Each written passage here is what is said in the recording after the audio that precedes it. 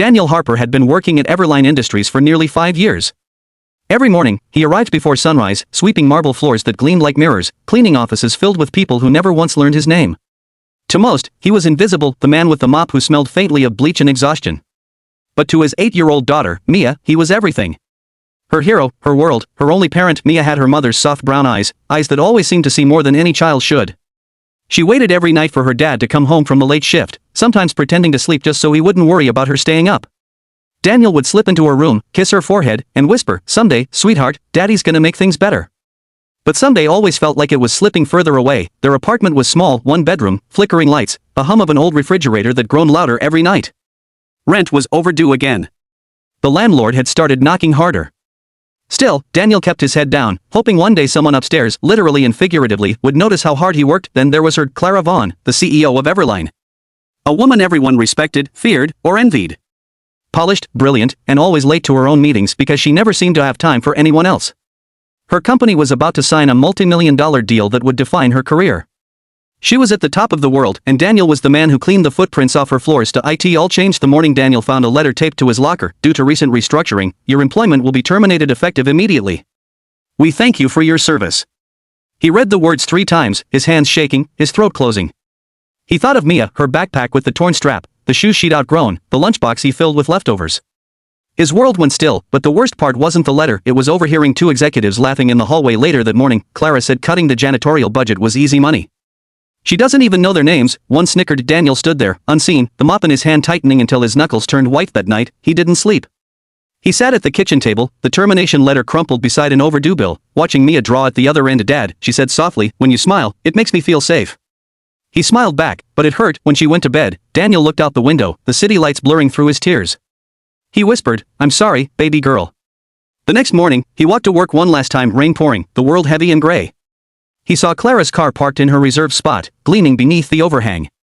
He thought of her laughter, the words easy money, the way she probably wouldn't even remember the man she'd fired. Something inside him broke. He reached into his pocket, pulled out the small knife he used to open supply boxes, and before he could stop himself, plunged it into the tire. Once. Twice. The hiss echoed in his ears like a scream. When he stood up, breathing hard, he whispered, "I'm sorry." He wasn't sure who he was apologizing to, Clara, Mia, or himself. The next part of the story, the part no one expected, began just hours later. Clara stormed into the parking lot in heels that clicked like thunder. Her car sagged helplessly, tire flat as the rain. She cursed under her breath, frustrated not just by the tire but by the endless pressures closing in on her.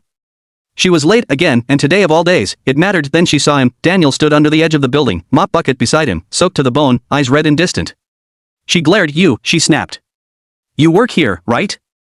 You couldn't have called security when you saw someone doing this?" Daniel didn't answer. For a moment, it looked like he might, then he just turned to walk away. Something about his silence unsettled her. There was no fear, no defensiveness, just sorrow. Later that afternoon, Clara's assistant rushed into her office. "Ms. Vaughn, you need to see this." She handed her a file, one meant for internal HR records. Inside, she found Daniel Harper's personnel notes. It listed perfect attendance, glowing reviews from supervisors, and then termination for budget adjustment. But what caught her breath was the attached note from a coworker, single father, struggling but hardworking. Never complains. Takes double shifts when he can. Lives paycheck to paycheck, and something else, an emergency contact form, under family, only one name, Mia Harper, daughter, age 8. That night, while Clara was still sitting in her office, the storm outside raging harder, she got a call from security. "Ma'am, we caught someone on camera near your car this morning," the guard said. "Send it to me," she replied, weary. When she opened the video, her breath caught. It was Daniel, the janitor she'd just fired, slashing her tires. But he wasn't angry. He looked broken. The way he stood there afterward, staring at the tire like it was the last thing he'd ever do, it didn't look like revenge. It looked like surrender. The next morning, Clara did something no one expected. She drove to the rundown neighborhood listed in Daniel's file and found the building. She climbed the narrow stairs to the second floor, knocked on a door that looked like it might fall off its hinges. Mia opened it. Barefoot, messy hair, big brown eyes. "Hi there," Clara said softly. "Is your dad home?" Mia smiled, uncertain. "He's sleeping. He works a lot." And then she added, almost proudly, "He says one day, things will be better." Clara's throat tightened.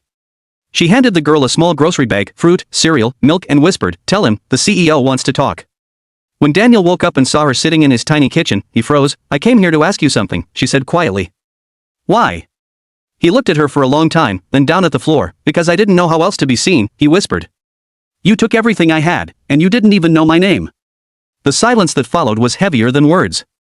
Clara swallowed hard, guilt flooding her. By the time she left that apartment, something inside her had shifted. 2 weeks later, Everline launched a new program, Second Chance Workforce, hiring single parents, offering scholarships, and increasing wages for janitorial and maintenance supervisor. He didn't understand at first why Clara was doing it, until she told him the truth. You reminded me, she said, that people don't need to be seen when they succeed, they need to be seen when they're invisible.